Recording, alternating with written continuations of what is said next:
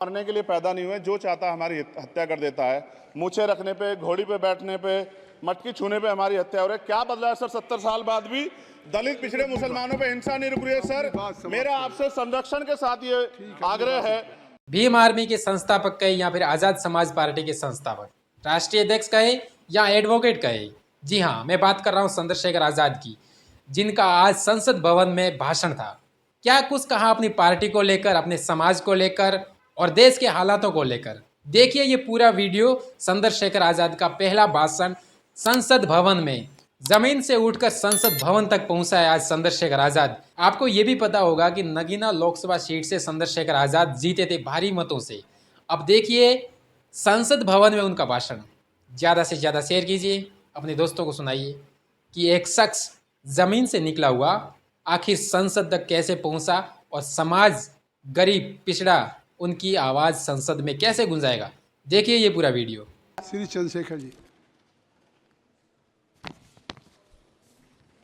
माननीय सभापति जी, जय भीम। महामहिम राष्ट्रपति जी के अभिभाषण पर धन्यवाद प्रस्ताव पर बोलने को आपने मुझे अवसर दिया, इसके लिए मैं आपका आभारी हूं। सभापति महोदय, सर्वप्रथम मैं बहुजन समाज में जन्मे सभी संतों, गुरुओं, महान पुरुषों को नमन करता हूं, जिनमें महात्मा ज्योतिबा फूले, डॉक्टर बाबा साहब अम्बेडकर और मान्यवर काशीराम साहब को मैं याद भी करता हूं आज के दिन पर। साथ साथ नगीना की महान जनता और भीम आर्मी और हमारी पार्टी आज़ाद समाज पार्टी काशीराम के साथियों का भी धन्यवाद करता हूं। इसके बाद अपने कुल गुरु जगत गुरु सदगुरु रविदास जी महाराज को भी मैं नमन करता हूं, जिन्होंने दुनिया को लगभग 600 साल पहले बेगमपुरा शहर के रूप में दुनिया का सबसे महान लोकतांत्रिक दर्शन दिया। अध्यक्ष महोदय, माननीय सभापति जी, 14 अगस्त 1947 को ये देश अंग्रेजों के अधीन था। 15 अगस्त 1947 को हम लोग आज़ाद हुए।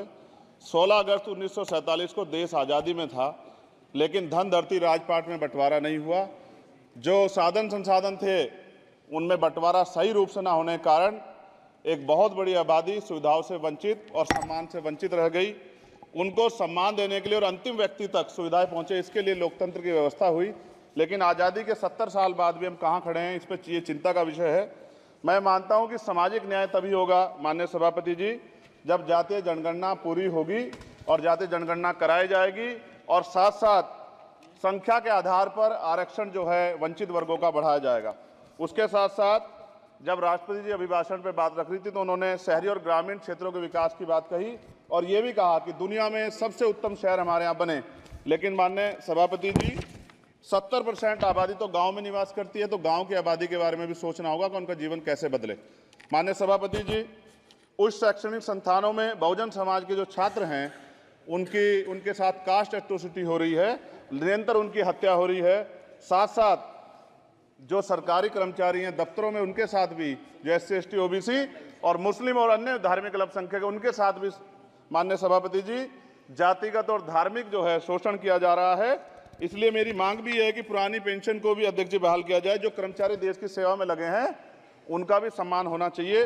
साथ साथ सभापति जी, भाजपा ने चुनावी लाभ के लिए सबका साथ सबका विकास के नारे दिए जो खोखले हैं, क्योंकि 10 साल में दलित, पिछड़े, आदिवासी, मुस्लिम और अन्य धार्मिक अल्पसंख्यक जो अत्याचार हुए हैं वो किससे छिपे हुए नहीं हैं। ये गलत है, ये बंद होना चाहिए।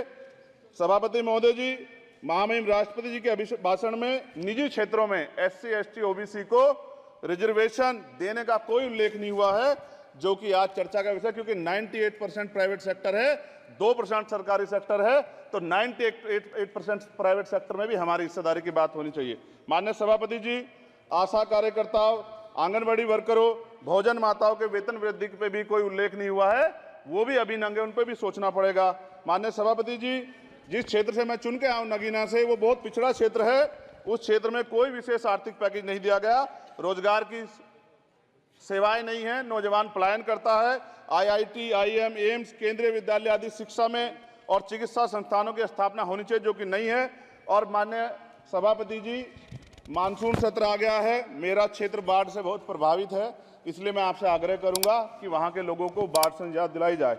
माननीय सभापति जी, चीन हमें आंख दिखा रहा है और लगातार हमारे देश की सीमाओं में घुसपैठ कर रहा है। इसलिए अग्निवीर योजना को हटाकर पुनः सेना भर्ती शुरू की जाए और साथ साथ भारत की सबसे प्राचीन व बहादुर रेजिमेंट में से एक चमार रेजिमेंट को पुनः बहाल करा जाए, ऐसा भी मेरा आपसे आग्रह है। माननीय सभापति जी, पिछले सारे प्रधानमंत्रियों ने मिलकर जितना कर्ज लिया है उससे दुगना कर्ज हमारे वर्तमान के प्रधानमंत्री जी ने लिया है। किसान अगर अपना कर्ज माफ कराने के लिए जाता है तो लाठी झेलनी पड़ती है, जबकि सरकार ने धन्ना सेठों का 15 लाख करोड़ रुपया माफ किया है। इस ओर हमें ध्यान देना पड़ेगा, हमारी आने वाली पीढ़ियों को ये कर्ज चुकाना पड़ेगा। माननीय सभापति महोदय जी, किसानों को एमएसपी की लीगल गारंटी तथा किसानों का कर्ज माफ होना चाहिए। साथ साथ 2 अप्रैल 2018 को SC/ST के बच्चों पे बहुत बड़े पैमाने पे मुकदमे लगे थे, वो हमारी लड़ाई सही थी, ये सुप्रीम कोर्ट ने माना और बाद में सरकार ने माना, वो मुकदमे तुरंत वापस होने चाहिए। माननीय सभापति जी, प्रेस जो है उस पर भी शिकंजा कसा जा रहा है। जो पत्रकार सरकार के खिलाफ बोलता है नौकरी से हाथ धोना पड़ता है, और सोशल मीडिया हमारा हथियार है, उस पर तरह तरह के प्रतिबंध लगाए जा रहे हैं और विरोध करने वालों को सोशल मीडिया हैंडल भी सस्पेंड करा दिए जा रहे हैं। साथ साथ सभापति जी, पेपर लीक और परीक्षाओं के कैंसिल होने से देश के नौजवानों का भविष्य खतरे में है। नीट, यूपी सिपाही भर्ती सभापति जी और 69,000 शिक्षक भर्ती में आरक्षण घोटाला हुआ है, कोई पूछने वाला नहीं, खून के आंसू रो रहे हैं बच्चे, बेरोजगारी का दंश युवा झेल रहे हैं। इसलिए मेरा आग्रह है कि युवाओं के लिए कृपया समाप्त करें चंद्रशेखर। माननीय सभापति जी, मैं पहली बार बोल रहा हूं, आप कहेंगे मैं बैठ जाऊंगा, मैं आपकी बात, मैं संवैधानिक मर्यादा का पालन करूंगा, मगर हम तो माननीय सभापति जी सुन ही रहे हैं। आप बोलिए, 1 मिनट। धन्यवाद। 1 मिनट और बोलिए। अध्यक्ष सभापति जी, नारी सम्मान की बात करने वाली सरकार, हमने मणिपुर देखा सर, हमने पहलवान बेटियों का हर्ष देखा सर, और हमने सर हाथरस की बेटी का हर्ष देखा सर, और हाथरस के परिवार को जो वादा किया था सरकार ने वो भी पूरा नहीं किया। और महिलाओं में भी, स्पेशली दलित, पिछड़े और मुस्लिम वर्ग की, आदिवासी वर्ग की महिलाओं के साथ आज भी NCRB का डाटा कहता है सर जो जुल्म हो रहा है वो सहनीय नहीं है सर। साथ साथ कोविड में तैरती, हमने कोविड में बहुत सुना सर, कोविड में तैरती लाशें भी गंगा में हमने देखी है सर, और मजदूरों का हाल भी हमने देखा है। सभापति जी, बस सब समाप्त कर रहा हूं। नोटबंदी पे छोटे मजले उद्योग की जो कमर टूटी वो भी हमने देखी है। सभापति जी, शैक्षणिक संस्थानों, विश्वविद्यालयों में, चिकित्सा संस्थानों में OBC ST के योग्य अभ्यर्थी को NFS करके जिस तरह निकाला जा रहा है, लेटरल एंट्री करके जिस तरह हमारे रास्ते बंद किए जा रहे, ये भी हम देख रहे हैं सभापति जी। साथ साथ मेरा ये कहना है सर, ये सबका इशू है कि प्राइवेट कर्मचारी सर और सरकारी भी कई जगह पे 8 से ज्यादा घंटों से काम करते हैं, और उनको जो सर उचित वेतन भी नहीं मिलता, तो न्यूनतम वेतन 20,000 रुपए तय हो और 24 घंटे की ड्यूटी। उदाहरण के तौर पे यूपी पुलिस सर बहुत पूरा काम करते हैं वो लोग, वो राज्य के विषय हैं। आप सर मैं आपके राज्य सरकार के लिए भी आपके संज्ञान में डाल रहा हूं। विषय सर पुलिस सब जगह है सर, लेकिन सवाल ये है सर, बहुत पसीना बातें हैं, 8 घंटे की ड्यूटी और वेतन विसंगति, बॉर्डर स्कीम से उनको जो है बाहर किया जाए। माननीय सभापति जी, 1 मिनट चाहिए सभापति जी। राष्ट्रपति जी ने धर्म के बारे में बात की थी, राम मंदिर से पहले हमारे गुरुघर तुगलकाबाद का फैसला आया था राष्ट्रपति जी, वो सभापति जी अभी तक दिल्ली में स्थित सदगुरु रविदास जी महाराज का गुरुघर नहीं बना।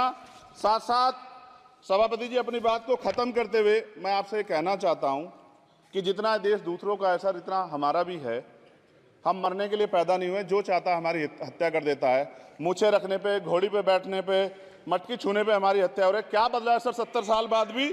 दलित, पिछड़े, मुसलमानों पे हिंसा नहीं रुक रही है सर। मेरा आपसे संरक्षण के साथ ये आग्रह है कि इन घटनाओं को रोका जाए, और देश किसी की बपोती नहीं है, देश संविधान से चलता है सर, और संविधान से चलेगा, संविधान छेड़खानी बर्दाश्त नहीं की जाएगी सर। धन्यवाद। दोस्तों, वीडियो पसंद आए तो लाइक, शेयर और News 22 लाइव को सब्सक्राइब करना ना भूलें। शुक्रिया। देखते रहें News 22 लाइव, सदैव आपके साथ।